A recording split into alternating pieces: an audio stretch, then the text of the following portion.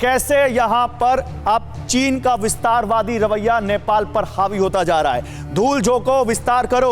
ओली बाबू अब तो समझ लो। जी हां, केपी शर्मा ओली, शायद इनको समझ में नहीं आ रहा या इनकी कुछ मजबूरी है, जिसका जिक्र अब से कुछ महीनों पहले लगातार हो रहा था। केपी शर्मा ओली आखिर क्यों इतने ज्यादा मजबूर दिखते हैं चीन के आगे? क्यों नेपाल इस तरह झुका हुआ दिखता है चीन के आगे? यह सबसे बड़ा सवाल है। ओली बाबू को क्यों नहीं समझ में आ रहा कि ड्रैगन अब नेपाल पर भी अपना डंक मारने को, कब्जा करने को बिल्कुल तैयार बैठा है। उसका विस्तारवादी रवैया कैसे नेपाल पर भी अब बहुत ज्यादा नेपाल को अपने कब्जे में करने के लिए सामने दिख रहा है। देखिए, माउंट एवरेस्ट पर जबरन अपना हिस्सा बता चुका है चीन। ये जो झंडा देख रहे हैं चीन का, ये कैसे माउंट एवरेस्ट पर वो अपना हिस्सा बता चुका है, जबकि पूरी दुनिया जानती है कि माउंट एवरेस्ट नेपाल में है। उसके बावजूद कैसे चीन दुनिया की सबसे ऊंची चोटी को अपना हिस्सा बता रहा है। और ये समझिए, नेपाल के टूरिज्म के लिहाज से, नेपाल की इकोनॉमी के लिहाज से माउंट एवरेस्ट का बहुत महत्व है, लेकिन चीन इसको अपना हिस्सा बताता जा रहा है। तो ओली बाबू को क्यों नहीं समझ में आ रहा?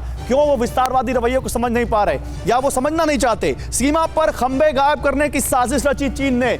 माओ और जो नेपाल के नरेश थे, उन दोनों के बीच समझौता हुआ था। भारत वहां से अलग हुआ था, वहां पर खंबे लगाए गए थे ताकि दोनों देशों की सीमाएं या तीनों देशों की सीमाएं तय हो। लेकिन चीन के सैनिकों ने साजिश के तहत वो खंबे वहां से हटा दिए। आखिर वो खंबे क्यों हटाए, ये भी सवाल है। ये साजिश क्यों की गई? क्या केपी शर्मा ओली को ये समझ में नहीं आ रहा?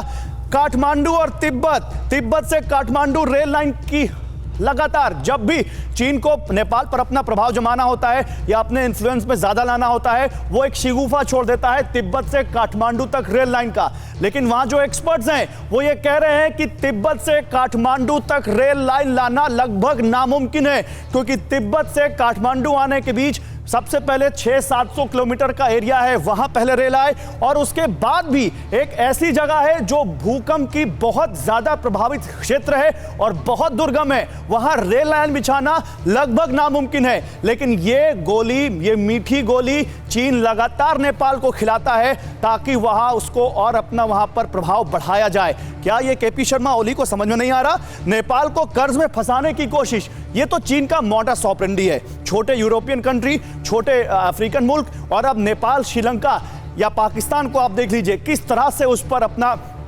उसने अपना फंड फैला लिया है। किस तरह से चीन छोटे देशों को इतना ज्यादा कर्ज दे देता है कि उनकी औकात से बाहर हो जाता है उस कर्ज को वापस करना। और उसके बाद चीन का वही मॉडस ऑपरेंडी, उस देश पर कब्जा करो, अपने हिसाब से चलाओ, या उनका बहुत अहम कोई पोर्ट हो, बहुत अहम कोई इंफ्रास्ट्रक्चर हो, उस पर अपना कब्जा कर लो।